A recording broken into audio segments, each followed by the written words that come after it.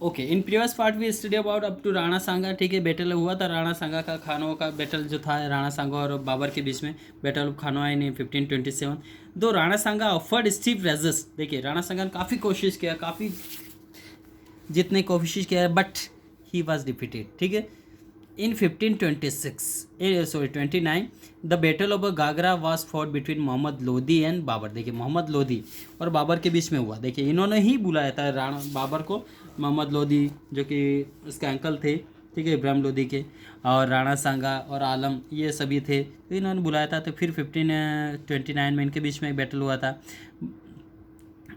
ठीक है, battle of Ghaghara between the Muhammad Lodi and the Babur. Babur again turned victorious and it consolidated his power in India, और वापस यहाँ पे बाबर विजेता रहा और इसने अपना पावर भारत में बना दिया है। He controlled all of northern India from the Indus river of the west, Bihar in the east and from the west Himalaya, अब ग्वालियर इन द साउथ, देखिए पूरा लगभग इसने नॉर्थ इंडिया का हिस्सा कवर कर लिया था।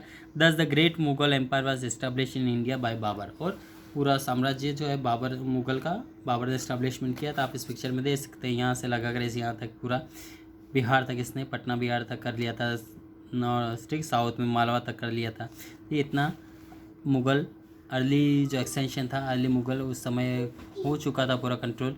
अब देखिए ऑटोबायोग्राफी ऑफ बाबर, बाबर का ऑटोबायोग्राफी था, तुझे के बाबरी और Baburnama is an important source of information. देखिए तुझे के बाबरी जो बाबरनामा बाबर ने खुद लिखी थी बाबर नामक नाम से। Beside describing political military event, the book giving detail description of the physical features, animal and birds, flowers and tree, the nature of the country. He built many gardens. Babur had a great love for fine art and architecture. There was a expansion growth of fine art and during the very short period of Babur rule. अब उसके बाद आता है Babur was a courageous and patient, देखिए काफ़ी उसमें courageous था, काफ़ी पेशेंस था, काफ़ी धैर्य व्यक्ति था। ही इनक्रेज ट्रेड विद द वेस्ट, उसने वेस्ट के साथ काफ़ी व्यापार किया, इनक्रेज किया, लोगों को प्रोत्साहित किया। He was tolerant toward the other religion, और अदर रिलीजन्स के प्रति भी वो काफ़ी अच्छा रहा है। He was fond of poetry and literature, और उसका शौक था पोइट्री लिटरेचर का। He had a good knowledge of the Turkish and Persian, दोनों लैंग्वेज का काफ़ी अच्छा नॉलेज था। ही यूज टू कंपोज पोइट्री, उसने पोइट्री कंपोज किया दोनों का, in both languages.